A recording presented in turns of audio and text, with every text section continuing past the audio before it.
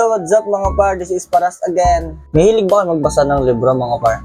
Tungkol saan yung mga binabasa nyo? Kasi ako, hindi ako mahilig magbasa.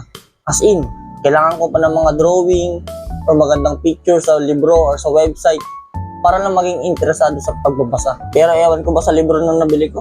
Walang ka-drawing. Pero nagulat din ako kasi kahit walang ka-drawing at picture na magaganda, naging interesado ako basahin. Dahil alam niyo ba kung tungkol saan yung topic ng librong to? Tungkol na kasi ito sa financial knowledge. Nabasa niyo na ba tong Rich Dad Poor Dad ni Robert Kiyosaki? Kung hindi pa, I recommend to buy this book. Lalo na kung kailangan mo ng knowledge about financial literacy.